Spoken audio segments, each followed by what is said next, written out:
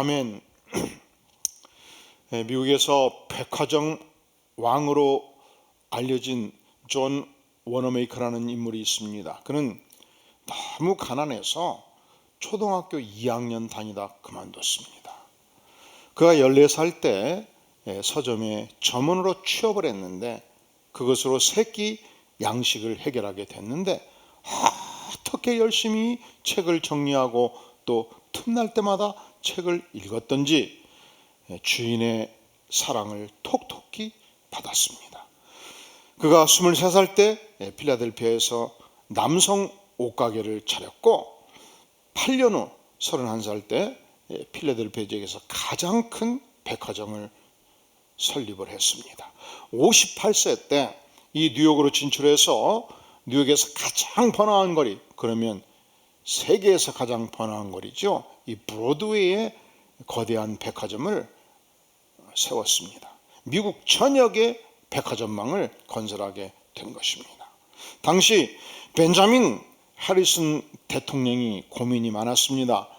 1800년대 중반 미국이 서부를 향해서 엄청나게 개발을 하면서 개척을 하면서 거대한 국가를 형성했는데 이 우편 제도가 발달하지 못하니까 문제가 자꾸 발생하는 거예요. 이 물동량이 움직이지 않고 연락이 잘 안 돼서, 그런데 보니까 존 워너메이커는 전국의 백화점에 원활한 물동량을 형성하는 것을 보면서 대통령이 전화를 건 것입니다. 존 워너메이커 회장님, 이제 국가를 위해서 봉사할 때가 되었습니다. 최신부 장관을 맡아주시오. 그런데 여러분, 장관 부탁하면 거절할 사람 있어요? 목사님 오케이 할 거예요? 내 허락받고 야요. 근데 수락을 하질 않는 거예요. 카카, 제가 감당하기는 너무 어렵습니다. 저는 백화점 일도 바쁘지만 이 필라델피아의 베다니 주일학교를 설립했고, 지금까지 주말이면 토요일 주일이면 이 주일학교 사역을 위해서 헌신의 힘을 다해서 섬겨왔습니다. 그러니 제가 어찌 국가의 일을 지금 맡을 수 있겠습니까? 이 대통령이 쉽게 물러서지 않으니까 이렇게 얘기를 합니다.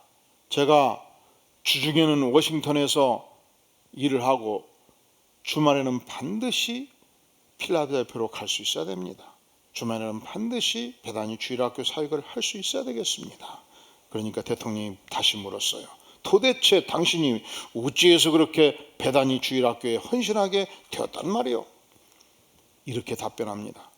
나는 어린 시절 너무너무 가난했습니다. 성경을 너무 읽고 싶었습니다. 그래서 1달러 50센트, 하나로 치면 약 1,800원이죠. 성경을 월부로 사서 읽었던 사람입니다. 저는요, 평생 동안 성경을 열심히 읽고 성경을 가르치는 일을 백화점 일보다 더 소중한 일로 알고 하나님께 평생 그 일을 하기로 작정한 사람입니다. 그러니까 이 존 워너메이커의 생애에 평생을 관통하는 두 가지 단어가 있습니다. 첫째는 하나님 앞에서 최선을 다하는 근면 성실한 생애, 두 번째로는 성경을 열심히 읽고 묵상하고 가르치는 교사의 생애, 이 두 가지 헌신을 평생 동안 했던 것입니다. 하나님은 어느 시대나 어떤 인물을 축복하십니까? 서양 격언에 하늘은 스스로 돕는 자를 돕는다, 이런 말이 있죠. 이 말은 성경에 있죠. 어떤 분이 막 성경에 찾는데 성경에 있는 말이 아니에요. 또 우리말에 콩 심은데 멋 나고 콩 나고 팥 심은데 팥 난다. 아니 땐 굴뚝에 연기 날이야. 열심히 콩을 심었더니 보리가 올라오나요? 열심히 팥을 심었더니 콩이 올라오나요? 절대로 그런 일은 없어요. 근데 성경 갈라디아서 6장 7절에 보면 스스로 속이지 말라. 하나님은 업신여김을 받지 아니하시나니 사람이 무엇으로 심든지 그대로 거두리라 말씀하셨습니다. 사람이 무엇으로 심든지 어떻게 거둔다고요? 그대로 거둔다 말씀합니다. 그러니까 동서거금막론하고 하나님이 세운 일반 법칙이 있어요. 그것은 인생은 무엇으로 심든지 심는 대로 거둔다는 기본 원리입니다. 인생 전반부 하나님 앞에서 전심을 다하여 최선을 다하여 열정으로 진리를 심으면 인생 후반부 진리의 열매를 반드시 맺게 될 것입니다. 심는 만큼 거두게 된다는 것입니다. 오늘 본문에서 등장하는 룻은 참으로 가엾은 여인이었습니다. 아무것도 가진 것이 없는 여인이었습니다.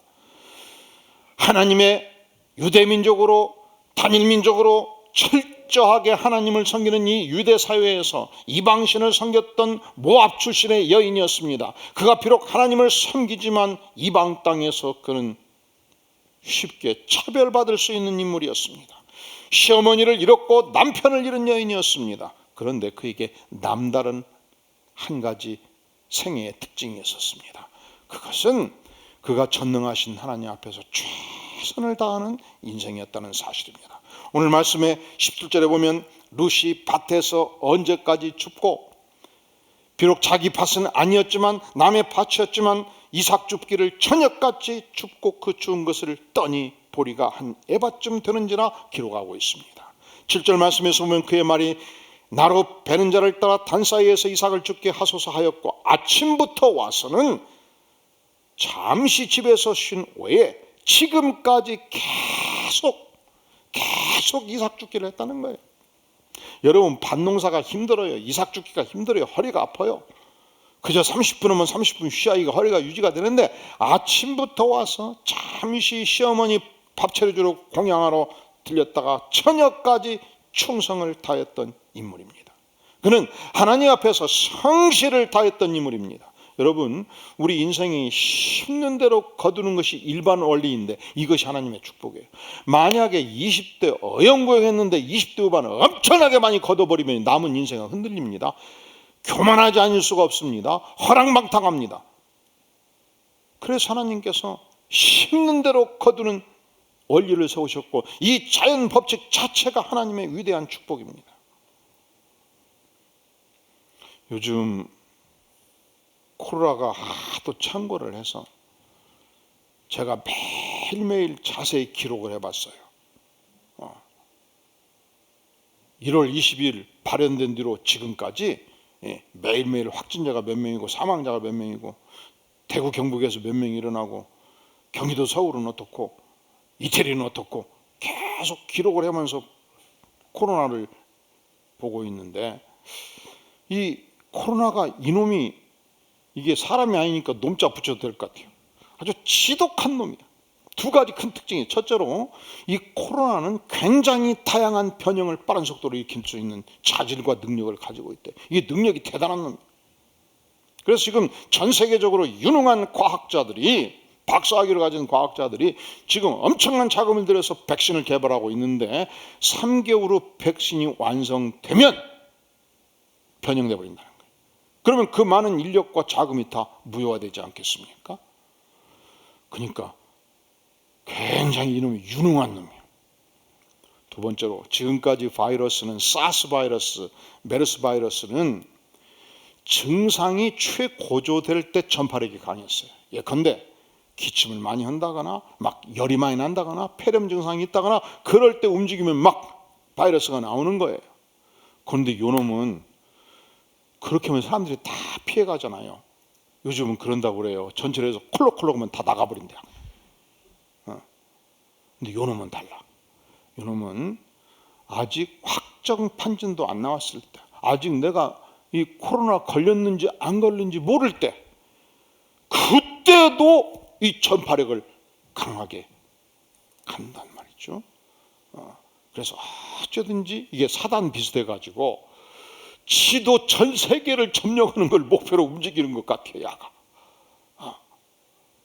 그러면 우리가 어떻게 해야 되겠습니까? 생활 수칙을 철저히 지키는 것입니다. 열심히 손 씻기를 하는 것입니다. 언제든지 여러분 잠시 1분 엘리베이터 탈 때도 꼭 마스크를 쓰시기를 바랍니다. 그래서 제가 예배 때 다 마스크 쓰라고 하잖아요. 이 엘리베이터 단추를 누를 때도 그 가까이 계신 분이 얘기해갖고 제가 이걸로 누르니까 눌러지더라고. 이걸로 누르니까 눌러져.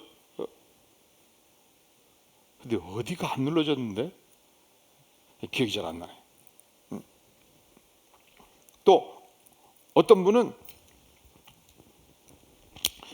휴지로 이렇게 누르고 또 막 닦아주더라고, 다른 사람을 위해서. 그래서 저도 한번 누르고 닦아줘 봤더니 문제가 뭐냐, 이게 밖으로 나갈 때는 야를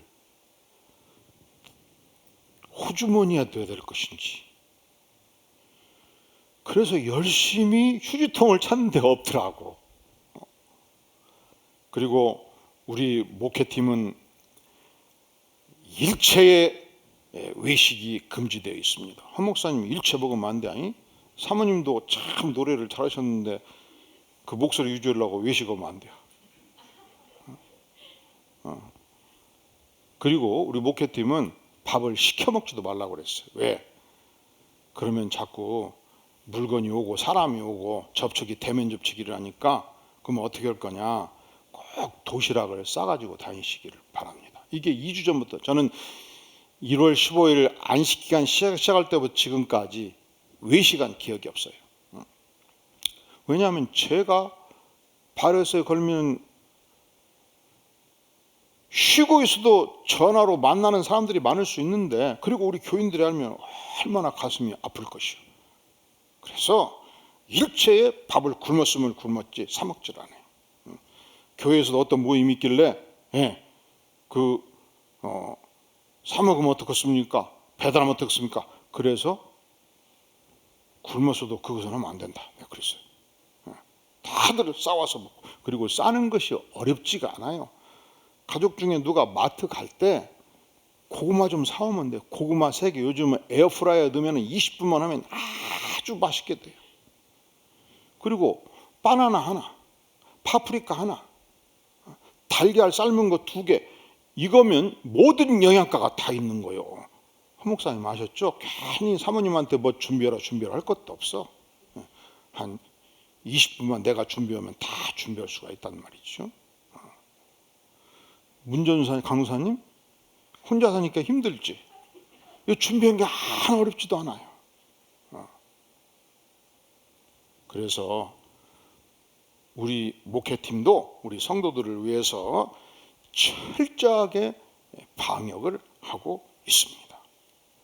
또 교회는 수요일, 금요일 새벽 예배 일체 없앴습니다. 단지 주일은 하나님이 안식일을 거룩하게 지키라 말씀하셨으니, 첫째로 3가지로 인터넷에 예배 형태를 올려가지고 가정에서 충실하게 우리 자녀들과 예배 드릴 수 있는 길을 열어놓았고, 그리고 교회에서 예배 드리는 길을 원하는 분들을 위해서 최선의 안전 방책을 교회가 할 수 있는 한 모든 강구를 한 것입니다. 그래서 주보도 각자 가져가라고 그러고, 앉을 때도 널찍 앉으라고 그러고, 여기는 몇 분 앞으로 이 성가대 3명 정도 아니면 또 안전할 것이고, 마스크 쓰면 안전할 것이고, 대한민국에서 어느 음식점, 어느 커피숍, 어느 시설보다 교회를 안전한 곳으로 해서 철저하게 방역을 하고 마스크를 쓰고 예배 끝나면 즉시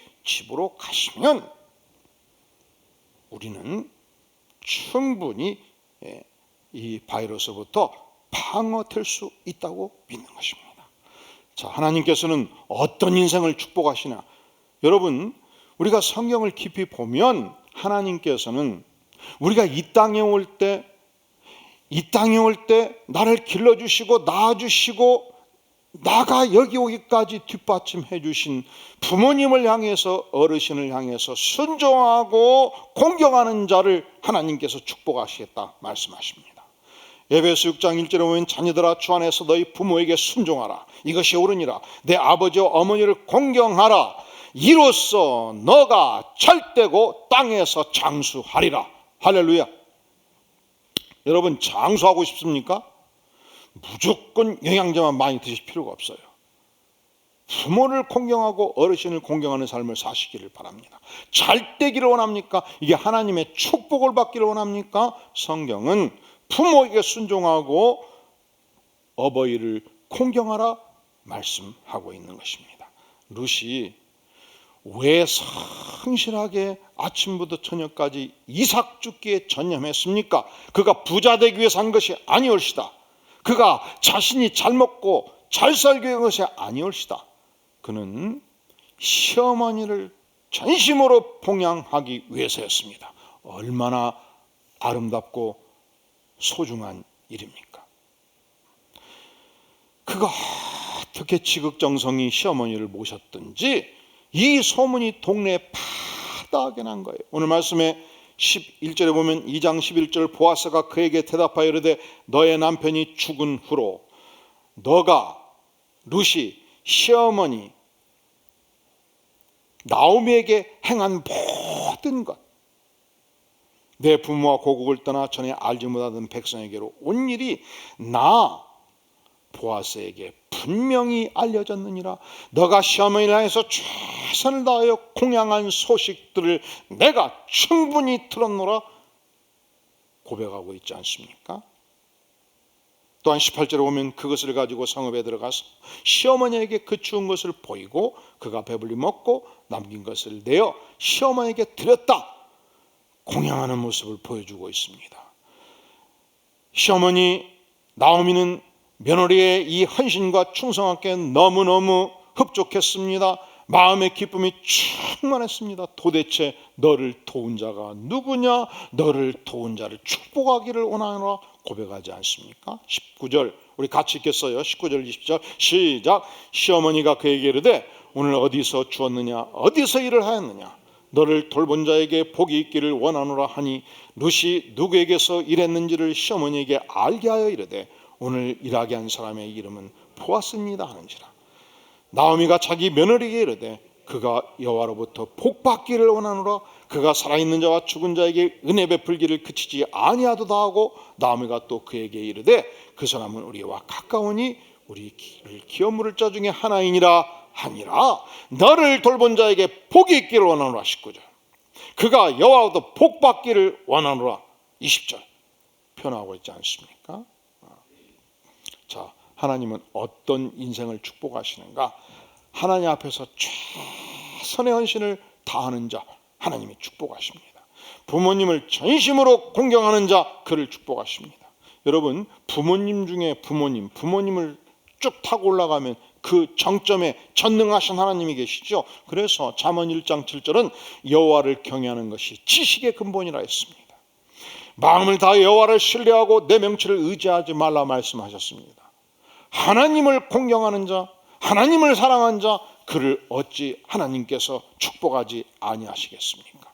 문제는 하나님이 우리를 축복하실 때 어떻게 축복하십니까? 여러분 하나님은 얼마든지 아침에 눈 떴더니 내 머리맡에 10억짜리 금덩이를 주어서 축복할 수 있는 분이에요.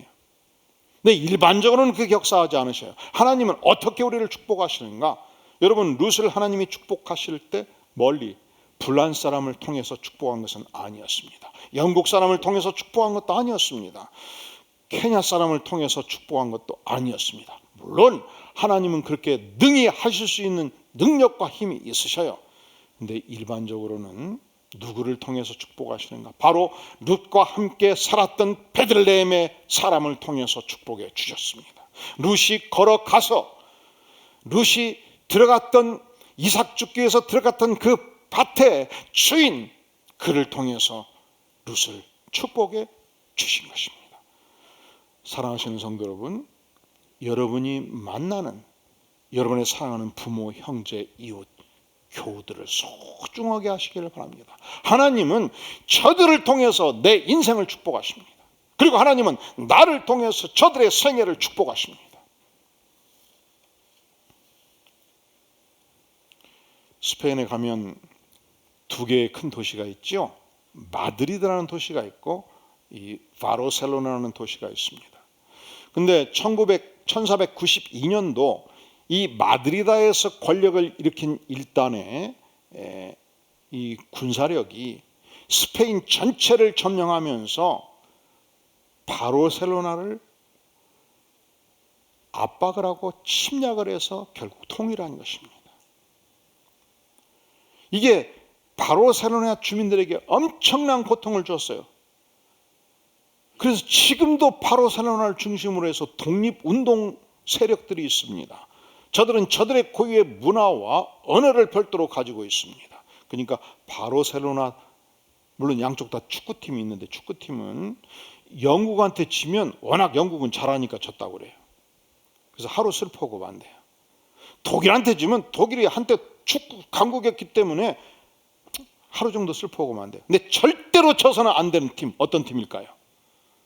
마드리드하고 붙으면 감독도 긴장하고 전 선수들이 긴장하고 바르셀로나 도시 전체가 철시를 한다는 거예요. 지면 석 달이 슬픔의 도시로 바꿔진다는 거예요. 그런데 유명한 3대 테너 가수 중에 이 플라시도 도밍고가 마드리드 출신입니다. 그리고 호세 카레라스, 굉장히 소리가 날카로우면서 서정적이고 아주 화려하고 아름다운 그 호세 카레라스, 그가 바르셀로나 출신이에요. 이 적대적 도시 출신이에요. 그래서 서로 이 상대편 무대는 절대로 서지 않는다고 피차 선언했던 적대적 관계에 있었어요.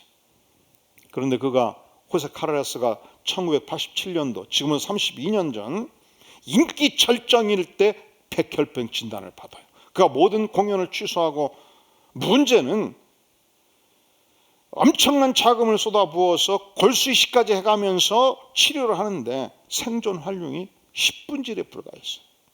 죽음이죠. 그리고 모든 자금을 고갈하게 된 것입니다. 그가 스페인에서 미국의 시애틀 그 유명한 병원을 왔다 갔다 하면서 치료하다가 결국 기진맥진한 상태에 있었습니다. 그때 이 마드리드에 있었던 헤르모사 재단, 이 재단은 백혈병을 집중적으로 지원하는 재단이었어요. 이 재단으로부터 연락이 왔어요. 도움받기를 원하는가. 이 재단이 집중적으로 호세 카레라스에 뒷받침을 했습니다. 골수이식까지 지원했고, 그리고 기적적으로 그가 살아났습니다.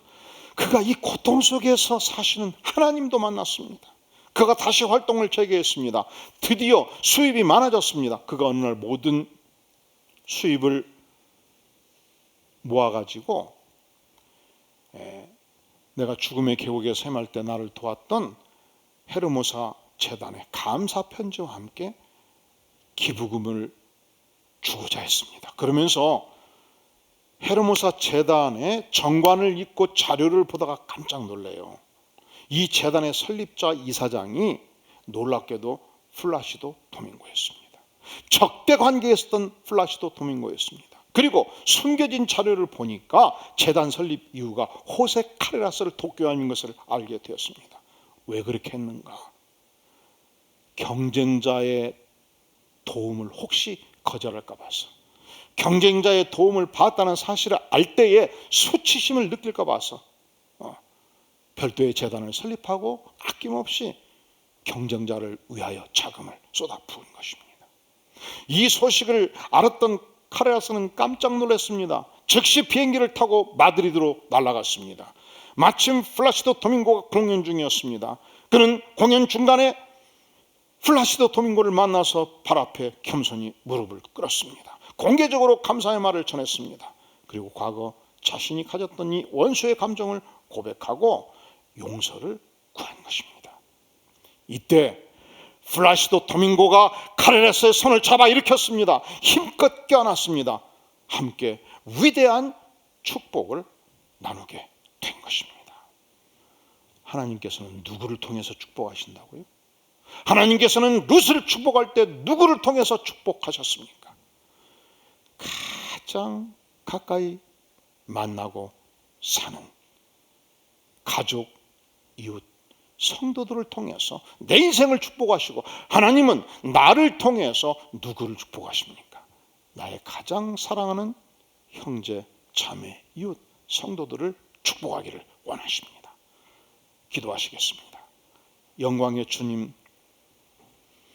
이 시간 전능하신 하나님 앞에 남은 생에 최선의 헌신을 다하여 하나님이 주신 은사와 재능을 발휘하여 하나님의 영광을 나타내기를 구합니다. 하나님께서 내게 주신 소중한 부모님과 어르신들을供養하며 섬기는 삶을 살기를 원합니다. 하나님, 나를 통해서 만나는 사람들을 축복하여 주시옵소서. 또한 내 인생의 미래도 하나님, 나와 함께하는 공동체를 통해서 축복하사 하나님의 위대한 분복을 누리는 복된 생애 되도록 성령께서 인도하여 주시옵소서. 예수님의 이름으로 간절히 기도하옵나이다. 아멘. 아멘.